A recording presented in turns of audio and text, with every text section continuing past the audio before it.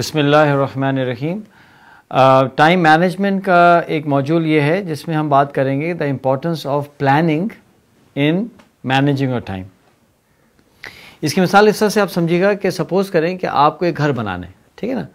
तो जब आप घर बनाते हैं तो आप क्या करते हैं, आप जो है पहले रिक्वायरमेंट देखते हैं कि आप घर की क्या रिक्वायरमेंट है, अपना बजट देखते हैं, लोकेशन देखते हैं, फिर आप क्या करते हैं कि ये सारी चीज़ों को एक आर्किटेक्ट को देते हैं और आर्किटेक्ट क्या करता है, एक बहुत अच्छा सा एक प्लान बनाता है और आर्किटेक्चरल ड्राइंग करता है और वो आपको वो दिखाता है।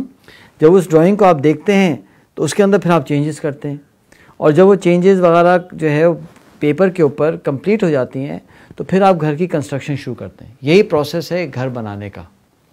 अब आप मुझे बताइए कि अगर एक प्रॉपर ड्राइंग ना हो, प्रॉपर आर्किटेक्चरल जो है वो फिगर्स ही ना बने और आप घर बनाना शुरू कर देंगे तो क्या होगा?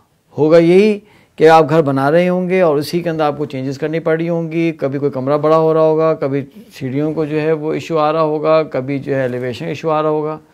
हम ये देखते हैं कि जब भी प्रॉपर आर्किटेक्चरल ड्राइंग के बगैर घर बनते हैं तो ये इश्यूज आ रहे होते हैं जिसके अंदर ड्यूरिंग दी कंस्ट्रक्शन तोड़ फोड़ हो रही होती है, ठीक है ना।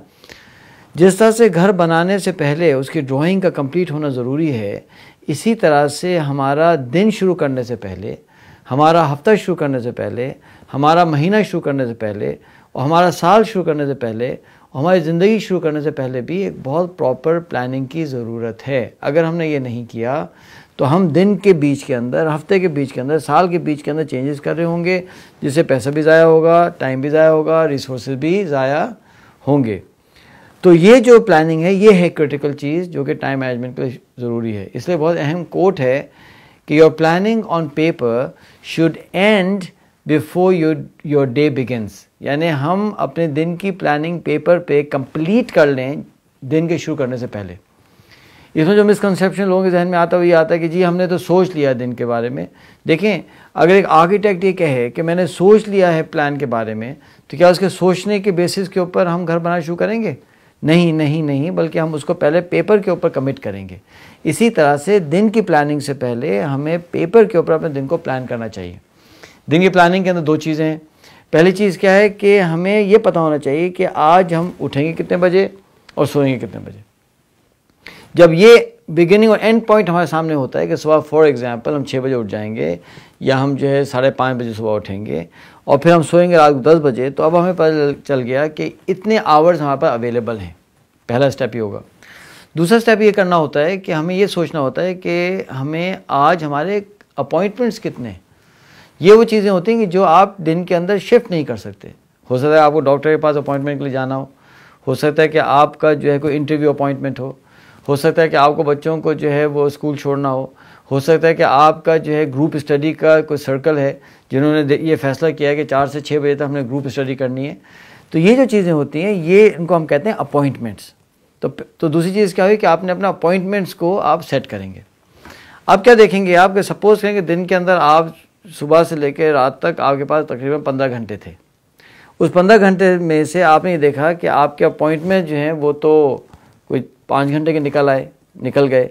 फिर थर्ड स्टेप पे आपने देखना होता है कि ये बताइए कि आपका कम्यूट टाइम, ये चीज़ें कितना टाइम लेंगी। फॉर एग्जांपल खाना भी खाना है, आपको जो है वो ट्रैवल भी करना है, आपको नमाज भी पढ़नी है, उसमें कितना टाइम होगा, उस टाइम को माइनस कर लेते हैं। अब फोर्थ स्टेज के ऊपर अब आपको जो टाइम बचता है ये टाइम अवेलेबल है और एक्टिविटीज़ के लिए। अब आपने क्या करना होता है कि आपने अपनी टू डू लिस्ट बनानी होती है। टू डू लिस्ट का मतलब ये है कि आज कौन कौन से काम हैं जो मैंने करने हैं। उसको जब आप लिस्ट करते हैं तो आप ये देखेंगे कि अगर आप टू डू लिस्ट बनाएंगे क्या क्या काम करने हैं, तो उमूमी तौर पे ये होता है कि अगर आपके पास 5 घंटे अवेलेबल होते हैं तो टू डू लिस्ट जो है वो 8 घंटे ले रही होती है। अगर आपने प्लानिंग नहीं की तो होगा क्या कि वो काम जो कम अहम है वो हो जाएगा और ज़्यादा अहम काम जो है वो रह जाएगा। तो इसीलिए जब आप टू डू लिस्ट बनाते हैं तो टू डू लिस्ट आपको हेल्प करती है कि आप प्रायोरिटाइज कर सकें कि आज कौन सा काम मैंने करना ही करना है और कौन सा काम मैं कल पे छोड़ सकता हूँ। ये सारी जो प्लानिंग है ये दिन के शुरू करने से पहले होनी चाहिए, ना कि दिन के शुरू करने के बाद होनी चाहिए। जब आप देखते हैं कि अच्छा जनाब मैं इसमें से तकरीबन 6 काम हैं जो मैं करूँगा और ये 6 काम तकरीबन 5 घंटे ले लेंगे, तो फिर आप क्या करते हैं कि उसके अंदर फिर आप ऑप्टिमाइज़ करते हैं।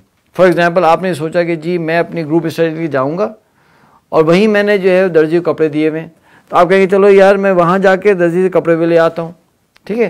फिर आप सोचते हैं अच्छा मेरे पास क्या रिसोर्सेज ट्रैवल के लिए, हो सकता है कि उस टाइम पर आपके भाई या आपकी बहन या कोई रिश्तेदार या कोई फ्रेंड उसी रास्ते की तरफ जा रहे हो, तो आप जाते हुए उनके साथ राइड ले लेंगे और वापसी में आप बस से आ जाएंगे। तो ये सारी की सारी ऑप्टिमाइजेशन और प्लानिंग ये होनी चाहिए दिन के शुरू करने से पहले। तो ये है प्लानिंग की importance in managing our time. और लोग हमसे पूछते हैं कि कौन सा टाइम सबसे बेस्ट है प्लानिंग का, वो होता है टाइम आपका दिन शुरू करने से पहले का। रात को भी कर सकते हैं अगले दिन के लिए, लेकिन यूजुअली रात को जो है आदमी थका हुआ होता है और वो इतना ऑप्टिमम फ्रेम ऑफ माइंड में नहीं होता।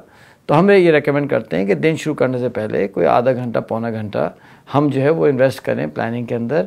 और ये जो टाइम इन्वेस्ट हम कर रहे होते हैं ये इन्वेस्टमेंट होता है, ये एक्सपेंस नहीं होता। अगर आपने 1 घंटा प्लानिंग में इन्वेस्ट किया तो वो आपको 20 घंटे जो है ना वो बचा लेगा आगे।